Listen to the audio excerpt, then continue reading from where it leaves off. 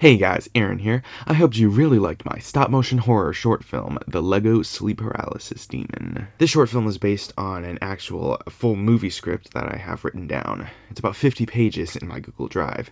It's about how a kid gets visited in the night by a sleep paralysis demon that morphs through the walls, paralyzes him, and sits on his chest and feeds on his fear night after night.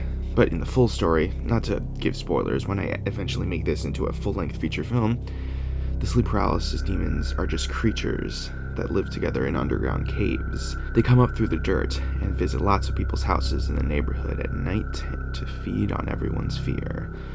And there's one kid whose name is Jordan. He likes to draw dark things in his notebook with charcoal all the time. And when he gets visited by this creature, he draws it over and over again because he thinks it looks cool.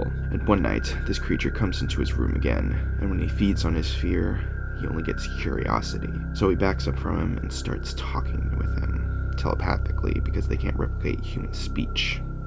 But I didn't get that far in this LEGO stop motion. So today I'm going to tell you how I made this short film, The Lego Sleep Paralysis Demon. This was a relatively easy short film to make. It's only in one bedroom, and the character is in a bed through most of it. And how I made the sleep paralysis demon was I took a Lego Dementor torso and put skeleton legs on it. I took a clear minifigure head and painted a creepy smiling face on it with black paint. And then I took this macro carver and drilled a hole into the back of it, and I glued a small red LED light there.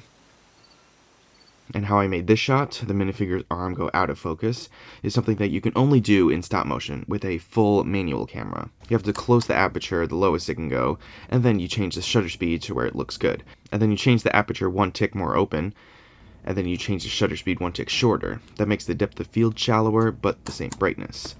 Do it over and over again until you have 2.8 or however shallow your lens goes. This makes the minifigure looks like it can't feel its own arm. And you could use this for other shots too, like if you want a minifigure to have a nervous breakdown. And I wanted the only source of light to be a street light through a window, so I made these blinds out of paper, and for every shot I had to position the light so the bands would look just right falling on the bed. This is the first LEGO film where I had the eyes move, and since this guy is paralyzed, he has to only move with his eyes. I took a frame from a shot where I wanted the eyes to move, and I cut out the pupils of the eyes, as well as painting the eyes to be completely black, and then cutting that out too, in Photoshop. And then I saved each of them as a PNG, and then I put them on my Premiere Pro timeline, and I moved them for every frame. How I made the demon's face glow brighter is that I upped the exposure time on the camera longer and longer until the last one was like 15 seconds. And for this shot, I had to lower the tripod inch by inch, and I rotated the image in post.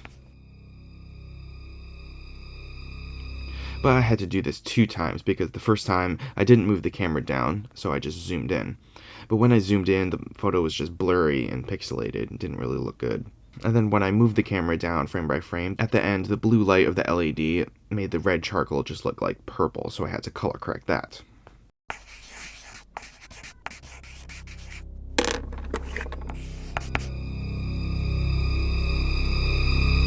And the last shot was so complex that I had to attach my camera to my computer, and I downloaded a free software called Stop Motion Studio Pro. It's a pretty good free software for stop motion.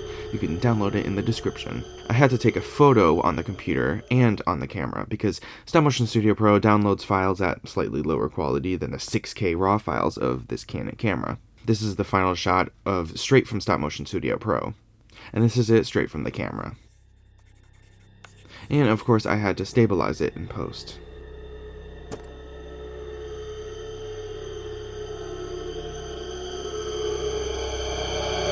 Thank you guys so much for watching my LEGO stop motion and this video. I hope I gave you some tips of how to make your own cool stop motion horror short film. Oh, and I'm not going to wait another year to make another stop motion movie.